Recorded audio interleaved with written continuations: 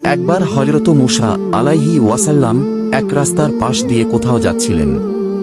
তিনি দেখলেন অত্যন্ত দরিদ্র এক ব্যক্তি বালির ভেতরে শরীর ডুবিয়ে বসে আছে।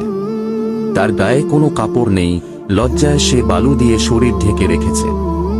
লোকটি হযরত মূসা আলাইহি ওয়াসাল্লামকে দেখে আর্তনাদ করে বলল, হে আল্লাহর নবী, আমার জন্য একটু দোয়া করুন। আল্লাহ যেন আমাকে অন্তত বেঁচে থাকার মতো সামান্য কিছু রিজিক দান করেন। অভাবের তাড়নায় আমি আর বাঁচতে পারছি না। ফকিরের করুণ অবস্থা দেখে হযরত মূসা আলাইহি ওয়াসাল্লাম এর দয়া হল। তিনি আল্লাহর কাছে লোকটির সচ্ছলতার জন্য দোয়া করলেন এবং চলে গেলেন। পরবর্তীতে আল্লাহর নবীর দোয়াও কবুল হল।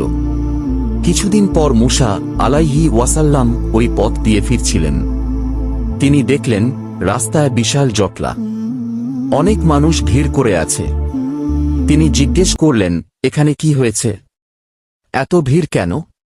লোকেরা জানাল, কিছুদিন আগে যে ভিক্ষুকটি বালির নিচে শরীর ঢেকে পড়ে থাকত, সে হঠাৎ কিছু সম্পদ পেয়েছিল। টাকা পেয়ে সে মদ খেয়ে মাতাল হয়েছে।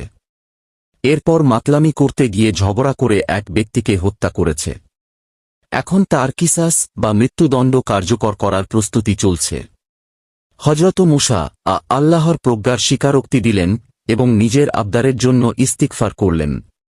ঘটনাটি উল্লেখ করে আল্লামা শেখ সাদী কিছু চমৎকার উপমা ও প্রবাদ ব্যবহার করেছেন। এক বেচারা বিড়ালের যদি ডানা থাকত, তবে সে দুনিয়া থেকে সব চড়ুই পাখির বংশ শেষ করে দিত।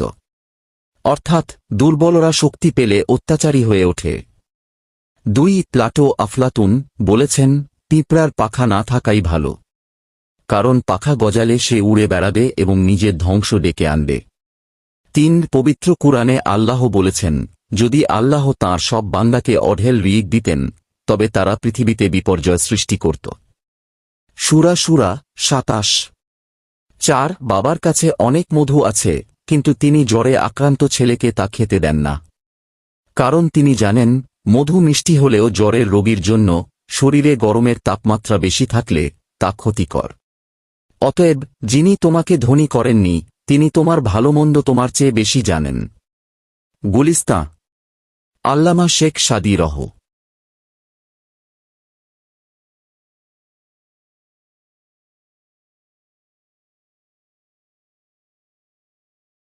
একবার হযরত মূসা আলাইহি ওয়াসাল্লাম এক রাস্তার পাশ দিয়ে কোথাও যাচ্ছিলেন।